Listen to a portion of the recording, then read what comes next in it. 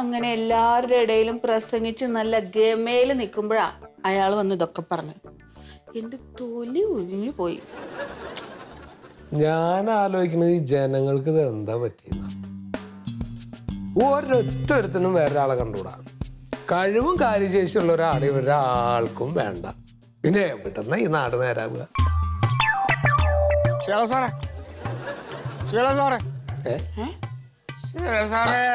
ആരത്?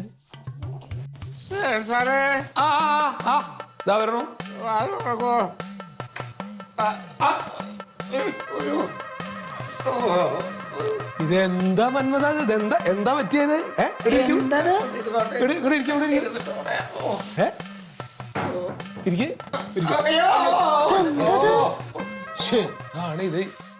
ഇത് എന്ത് പറ്റിയതാ മന്മത?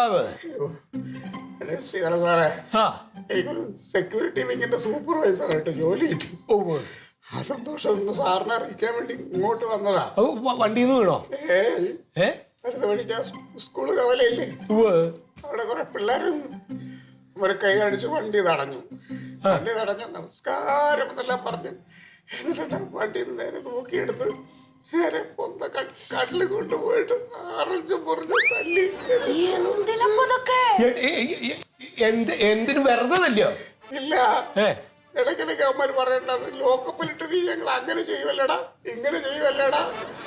പിന്നെ അറിഞ്ഞത് ഇവന്മാർ ആ സ്കൂളിന്റെ അവിടെ നിന്ന് മദ്യപിച്ചപ്പോ ഞാൻ ഒരു പ്രാവശ്യം ഇവന്മാരെ തൂക്കി ലോക്കപ്പിൽ കൊണ്ടിട്ട് ചെറുതായിട്ടൊന്ന് തല്ലി. ഞാൻ ഇടയ്ക്കിടയ്ക്ക് പറഞ്ഞു ഞാൻ റിട്ടയറായി എന്ന് പറഞ്ഞപ്പോ പറയാ റിട്ടയർ ആവാൻ വേണ്ടി നോക്കിയിരിക്കുകയായിരുന്നു. ഇടയ്ക്ക് ഒരു കൊച്ചു ചെറുക്കൈ എന്റെ ചെവിയിൽ കടിച്ച്. അവര് ഞാൻ ചെറുതായിട്ടൊന്ന് ചെവിയിൽ കിഴിക്കുമുണ്ട് സ്റ്റേഷനിൽ വെച്ച്. എന്നെ കിഴിക്കാന്നിട്ട് കടിക്കൂ. ഒരു ഭയമില്ലായിരുന്നു. പിള്ളേർക്കൊന്നും പുതിയ പിള്ളേരല്ലേ. ഞാനും മണ്ടും ഇത് സംസാരിച്ചോണ്ടിരിക്കുകയായിരുന്നു. നമ്മൾ സർവീസിൽ നിന്ന് അങ്ങോട്ട് ഇറങ്ങിക്കഴിഞ്ഞപ്പോ എത്ര പെട്ടെന്ന് ജനങ്ങളുടെ മനോഭാവം മാറി നോക്കൂ. സത്യമാണ്. സർവീസിലിരിക്കുമ്പോ എന്തൊക്കെ ഉപകാരങ്ങൾ ചെയ്തവരാ നമ്മള്. ആരെങ്കിലും ഇപ്പൊ അത് ഓർക്കുന്നുണ്ടോ? എന്തിനോർക്കണം? ആരാണ് നിങ്ങൾ? നിങ്ങൾ എന്ത് ചെയ്തു? ഒരു ചുക്കും ചുണ്ടാമ്പും ചെയ്തിട്ടില്ല.